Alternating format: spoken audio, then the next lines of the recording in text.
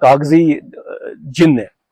تو جیسے ہی آپ اس کو سمجھ جاتے ہیں تو اس کی پاور ختم ہو جاتی ہے. شیطان کا ہے نا، آپ نے اعوذ باللہ من الشیطان الرجیم پڑھا تو شیطان ختم، شیطان کی طاقت ختم، وہ کچھ نہیں کر سکتا. شیطان تبھی تک طاقتور ہے جب تک آپ اس کا کام کر رہے ہیں. وہ خود آپ کا ہاتھ پکڑ کے آپ سے کام نہیں کروا سکتا ہے. وہ آپ کے ذہن میں آئیڈیا ڈال کے آپ کے تھرو ہی کام کرتا ہے. جیسے ہی آپ نے اس کی بات ماننا بند کر دیا، اس کو پہچان لیا کہ یہ شیطان کا کام ہے، یہ شیطانی نظام ہے، میں اس کا کام نہیں کروں گا، میں حق کا ساتھ دوں گا اور میں باطل کا ساتھ نہیں دوں گا، تو ایک دم سے اس کی طاقت ختم ہو گئی. تو اسی طرح اس نظام کی بھی اتنی سی طاقت ہے. جیسے ہی آپ جاگ گئے، جیسے ہی آپ نے اس کو بولا بھائی رک جا، مجھے سوچنے دے پہلے کہ صحیح کیا ہے غلط کیا ہے، تو ایک دم سے اس کی طاقت ختم ہو گئی. یہ آپ پہ زبردستی نہیں کر سکتا.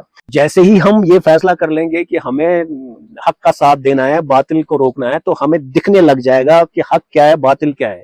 جو بھی پالیسیز باہر سے آ رہی ہیں، جو بھی چیزیں گلوبل انسٹیٹیوشن سے آ رہی ہیں، یا چاہے وہ دوائی آ رہی ہے، چاہے وہ ایجوکیشن آ رہی ہے، کتابیں آ رہی ہیں، یا کس طرح کے آئیڈیاز آ رہے ہیں، یا ہے وہ ڈیولپمنٹ کے نام پہ چیزیں آ رہی ہیں، تو ہم کو سب سے پہلے ان کو روکنا چاہیے، ان کو جانچنا چاہیے کہ یہ کہاں سے آ رہا ہے، اس کا اثر کیا ہوگا، مجھ پہ کیا اثر ہوگا، میرے فیوچر جنریشنز پہ کیا اثر ہوگا.